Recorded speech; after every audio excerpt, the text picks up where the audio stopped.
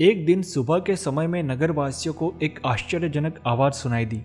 नगरवासियों, दुखों से मुक्ति पाने और रातों रात अमीर होने का एक दुर्लभ अवसर। गांव की सीमा पर कल्प वृक्ष का केवल एक रात के लिए आगमन। अपने दुखों की गठरियां बांधकर आधी रात को गांव के बाहर दुर्गम जगहों पर फेंक दो और सूर्योदय से पहले अपनी सारी खुशियां गांठ बांधकर घर लौट आओ। रातों रात सुखी और अमीर होने का यह मौका न चुके। जांच करने पर पता चला कि यह आकाशवाणी थी। यह घोषणा सूर्यास्त तक दोहराई जाती रही।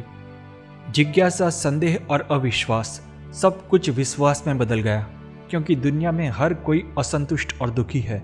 इतना ही नहीं, हर कोई खुशी की चाहत रखता है। नगरवासी काम पर लग गए। खोज खोज के दुख की गठरियां बांधी। सूरज डूबते ही सारे घर खाली हो गए। दुख दोबारा न लौट आए, इस डर से सभी ने गांव के बाहर दुर्गम जगहों पर अपनी अपनी गठरियां फेंकी और मनचाहा सुख प्राप्त करने के लिए कल्प वृक्ष के पास आए। सभी ने जल्दी ही अनगिनत खुशियों की गठरियां बांधी और सूर्यास्त से पहले अपने अपने घर लौट आए। पर यह क्या, सबकी झोंपड़ी और मकान की जगह जिसने जैसी कल्पना की थी वैसे महल खड़े हो गए। महल के अंदर सबकी इच्छा के अनुसार फर्नीचर, सोने के बर्तन, हीरे, मोती, माणिक जड़ित आभूषण और वस्त्र रखे हुए थे। सभी लोग खुश होकर जल्दी से बाहर आ गए। वह अपने आड़ोस पाड़ोस के लोग के साथ अपनी खुशियां बांटने लगे। यहीं से नए अदृश्य दुख का प्रवेश हुआ। मेरे तेरे की तुलना का दुख, जो पहले से भी ज्यादा दर्दनाक साबित हुआ, क्योंकि पड़ोसी की खुशी ही हमारा सबसे बड़ा दुख है। साथ ही इन सभी कीमती वस्तुओं को सुरक्षित रखने की भी चिंता। दूर एक झुंपड़ी के बाहर एक फकीर अपने नित्य क्रम के मुताबिक बंदगी कर रहा था। 2-3 लोग उनके पास गए और पूछा, अरे पागल, तुम क्यों नहीं आए? रातों रात तुम भी अमीर हो जाते। फकीर ने मुस्कुराकर उत्तर दिया, मुझे जो खुशी चाहिए वह कहीं बाहर नहीं है, वो तो मेरे भीतर है। मैं इसकी तलाश कर रहा हूँ। ओशो अपने प्रवचन में कहते हैं कि सुख या दुख हमारे मन की स्थिति है। हम हमेशा भौतिक सुख में डूबे रहते हैं। एक दुख दूर हो जाता है और उसके स्थान पर एक अप्रत्याशित नया दुख प्रकट हो जाता है। सुख दुख की इस उथल पुथल में शरीर और मन से परे आत्मा को पहचानने की हम सोचते ही नहीं। लेकिन याद रखें, आत्मानंद ही ब्रह्मानंद है। दूसरी कहानी। एक बार एक पर्यटक यात्रा करने के लिए चीन गया। यात्रा के दौरान उसने एक प्राचीन शहर के चौराहे पर लोगों की भीड़ देखी। भीड़ के बीच में 2 आदमी हाथ में खुली तलवार लिए युद्ध कर रहे थे, मानो वे एक दूसरे को मारने वाले हो। लेकिन असल में कुछ नहीं हो रहा था। मानो कोई फिल्म का शूटिंग हो रहा हो या मानो कोई खेल खेला जा रहा हो। दोनों के चेहरे पर गुस्से का कोई भाव नहीं था। आंखें स्वस्थ एवं शांत थी। दोनों में से कोई भी घायल नहीं हुआ। लोग भीड़ लगाकर यह देख रहे थे। नया नया आया पर्यटक कुछ ही मिनटों में यह सब देखकर बोर हो गया, क्योंकि लड़ाई में उत्तेजना जैसा कुछ ना कुछ तो होना ही चाहिए, तभी मजा आता है। अचानक दोनों प्रतिद्वंदियों में से एक को गुस्सा आ गया। उसका चेहरा गुस्से से लाल हो गया। उसकी आंखों से आग बरसने लगी। यह देखकर भीड़ एकदम से तितर बितर हो गई। लड़ाई खत्म हो गई। पर्यटक यह सब देखकर स्तब्ध रह गया। उसको कुछ पता ही नहीं चला कि यह लड़ाई अचानक खत्म कैसे हो गई।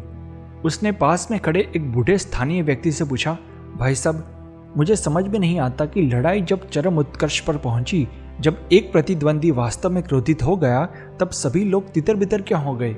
लड़ाई खत्म क्यों हो गई? लड़ाई तो तब शुरू होनी चाहिए थी।